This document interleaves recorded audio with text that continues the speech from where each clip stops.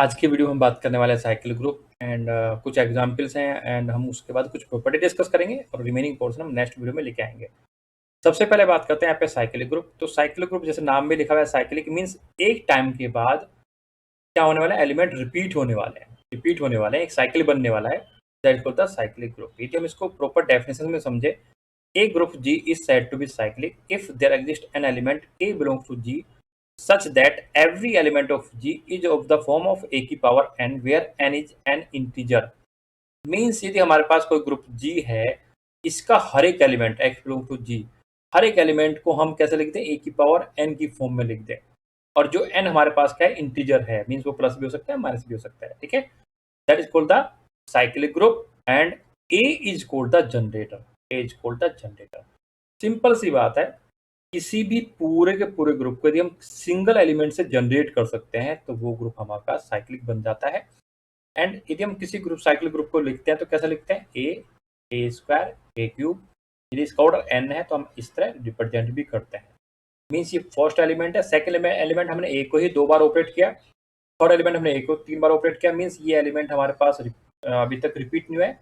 जैसे हमें आइडेंटिटी मिलेगा, जैसे हमें ई मिल जाएगा, उसके बाद हमारे एलिमेंट रिपीट होने स्टार्ट हो जाएंगे। इसलिए बोला जाता है कि किसी भी एलिमेंट का ऑर्डर यदि ग्रुप के ऑर्डर बराबर हो जाए तो वो ऑब्वियस सी बात है कि वो साइक्लिक ग्रुप बन जाता है। यहाँ पे इफ एंड ओनली इफ लिखा भी है। मैं यहाँ पे रिपीट करता हूँ, यदि किसी भी ग्रुप का ऑर्डर किसी एलिमेंट के उसी ग्रुप के एलिमेंट के बराबर हो जाता है तो वो ग्रुप हमारे पास साइक्लिक बन जाता है। सेम यदि हम किसी एलिमेंट का ऑर्डर फाइंड आउट कर रहे हैं और एलिमेंट का ऑर्डर ग्रुप के ऑर्डर के बराबर हो जाता है तो सीधे बोलते हैं कि वो साइक्लिक बन जाता है। ठीक है, एंड आपको एक प्रॉपर्टी पता होगी कि यदि हमारे पास ए जनरेटर है तो उसका ए इनवर्स भी जनरेटर बनता है। ये मैं आपको आगे बताने वाला हूँ। अब आगे एक इंपॉर्टेंट पॉइंट है यहाँ पे कि यदि हमारे पास कोई भी फाइनाइट ऑर्डर का साइकिल ग्रुप बन जाता है, फाइनाइट ऑर्डर का साइकिल ग्रुप बनता है तो हमेशा ही वो किसका आइसोमॉर्फिक होगा, वो जेड एन मोडुलो एन के आइसोमॉर्फिक होगा। हमेशा किसका आइसोमॉर्फिक बनेगा, इसका आइसोमॉर्फिक बनेगा। मीन्स फाइनाइट ऑर्डर का आपको कोई ग्रुप मिल गया, ऑर्डर ऑफ जी सपोज 8 मान लेते हैं, तो ये किसका आइसोमॉर्फिक होगा, ये जेड 8 का आइसोमॉर्फिक होगा यदि हमने इसको बोला कि साइक्लिक है।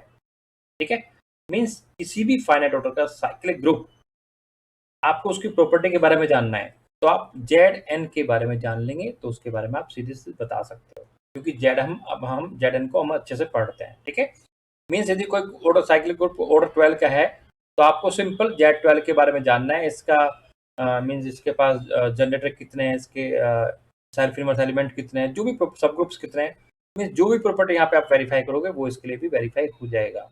ठीक है, अब थर्ड प्रॉपर्टी की बात करते हैं कि किसी भी ग्रुप का एलिमेंट ग्रुप के ऑर्डर को डिवाइड करता है, जो कि बहुत इंपॉर्टेंट है एंड इसको हम यूज करेंगे जब हम इसकी प्रॉपर्टी पढ़ने वाले हैं। अब बात करते हैं कुछ एग्जांपल। जैसे मैंने पहला एग्जांपल दिया कि Z N addition modulo N हमेशा ही साइक्लिक बनता ही बनता है। आप इसका एग्जांपल देख सकते हो, आप जेड 4 ले लो मोडुलो 4।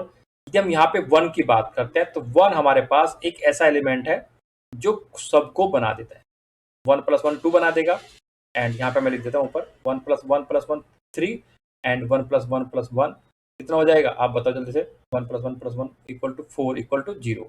मीन्स एक 1 ऐसा एलिमेंट है जो सबको यहाँ पे बना दे रहा है। तो 1 इसका जनरेटर बनेगा एंड इसका इनवर्स भी जनरेटर बनेगा। 3 भी इसका जनरेटर हुआ क्योंकि 1 + 3 कितना होता है, 4 = 0। ये बेसिक चीजें आपको आती हूँ अच्छे से।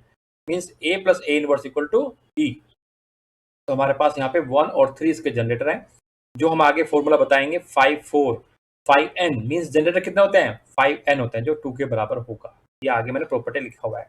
अब सेकंड एग्जांपल की बात करते हैं। यदि हम जी को देखें और मीन्स एग्जांपल 2 को देखें और एग्जांपल 3 को देखें तो ये Q8 के हमारे पास क्या है, ये प्रॉपर सब ग्रुप है, आपने पढ़े भी होंगे। तो यदि हम आई का ऑर्डर निकालते हैं तो आई का ऑर्डर कितना होता है, आपको पता है आई, और ये इसका इनवर्स है। तो आई का ऑर्डर हमेशा क्या होता है, 4 होता है। आपको पता भी होगा आई = आई, यहाँ पे लिख देते हैं आई × आई कितना हो जाएगा, -1 हो जाएगा। -1 × आई कितना हो जाएगा, -i हो जाएगा। और -i × -i कितना हो जाएगा, 1 के बराबर आ जाएगा। इस तरह हमारे पास क्या हो जाता है कि सॉरी, यहाँ पे हम आई की बात करें, यहाँ पे आई आएगा। तो इस तरह हमारे पास यहाँ पे क्या हो जाता है कि i का ऑर्डर कितना हो जाएगा, 4 हो जाएगा। सेम माइनस i का ऑर्डर भी कितना होगा, 4 होगा, ठीक है, क्योंकि दोनों आपस में एक दूसरे के इनवर्स है। एंड -1 का ऑर्डर कितना होगा, 2 होगा। तो इस तरह यदि आपको ऑर्डर निकालना अच्छे से आता है तो आप आराम से बता सकते हो कि कोई भी ग्रुप साइक्लिक होगा या नहीं होगा। अब सेम एग्जांपल नंबर 3 में भी आप बता सकते हो j का ऑर्डर कितना होगा, j का ऑर्डर 4 होगा एंड -j का ऑर्डर भी 4 होगा। सेम टू सेम आपने वहाँ पे k पढ़ा होगा, ij के वेक्टर्स पढ़े होंगे आपने वहाँ पे Q8 के अंदर, तो यहाँ पे k का ऑर्डर भी 4 हो जाएगा। तो इस तरह एग्जाम्पल आप बना सकते हो। लास्ट वाला एग्जाम्पल जो एग्जाम्पल 4 है, ये भी Q8 का ही प्रॉपर सब ग्रुप है, जिसका ऑर्डर 2 है, क्योंकि यहाँ पे -1 का ऑर्डर कितना है, 2 है, जो कि ग्रुप के ऑर्डर के बराबर होता है। एंड ये एक ऐसा सिंगल फाइनाइट साइक्लिक ग्रुप का है जिसके पास एक ही जनरेटर होता है, एक ही जनरेटर होता है। यदि किसी भी साइक्लिक ग्रुप के पास एक सिंगल जनरेटर होता है तो उसका ऑर्डर 2 होगा। एंड यदि ऑर्डर 2 का कोई साइक्लिक ग्रुप है तो उसके पास एक ही जनरेटर होगा, जो कि ये बनने वाला है, जो कि आइसोमॉर्फिक किसका होगा, Z2 का आइसोमॉर्फिक होगा। मींस Z2 का मतलब ये समझ जाएगा आप, Z2 मींस एडिशन मॉडुलो 2, जिसके अंदर एलिमेंट क्या आएंगे, 0 एंड 1, ठीक है। आप इसको समझ सकते हो अच्छे से, इसके पास एक ही जनरेटर बनेगा जो कि 1 है।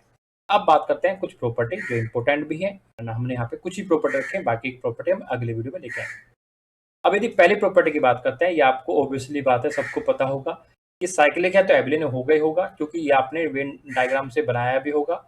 साइक्लिक, एबिलियन, और यहाँ पे ग्रुप, और यहाँ पे हमारे पास सेमी ग्रुप, ये ग्रुपॉइड, ये आपने बनाया भी होगा, ठीक है। साइक्लिक, एबिलियन, ये आपने बनाया भी होगा जी, ई डायग्राम से आपको पता लग गया होगा, ठीक है।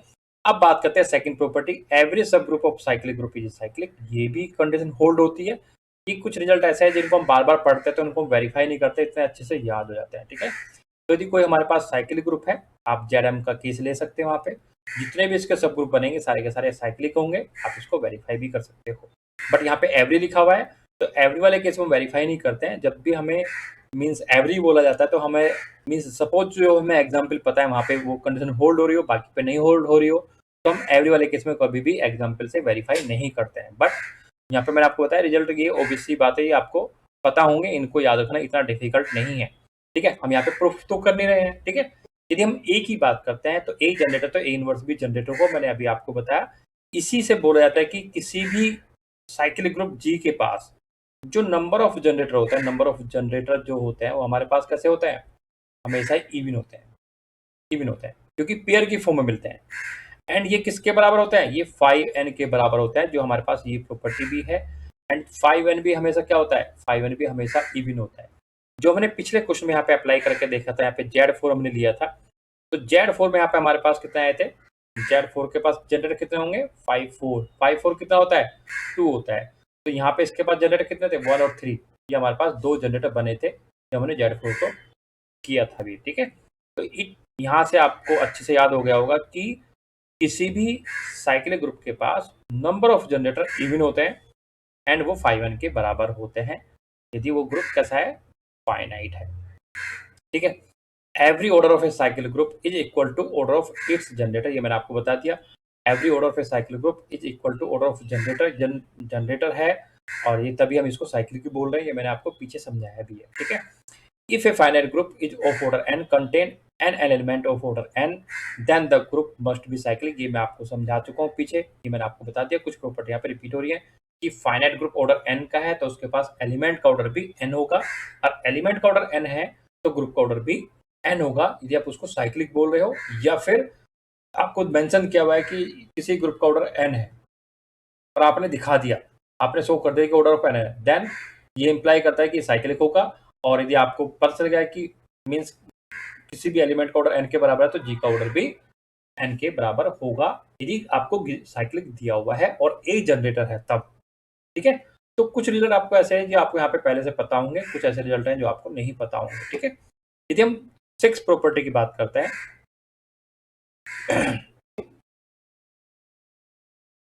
यदि हम 5th प्रॉपर्टी की बात करते हैं, if a finite group n contain an element of order n, then group must be cyclic. ये आप पढ़ चुके हो कि किसी भी एलिमेंट का ऑर्डर ग्रुप के ऑर्डर के बराबर हो जाता है तो वो साइक्लिक बन जाता है।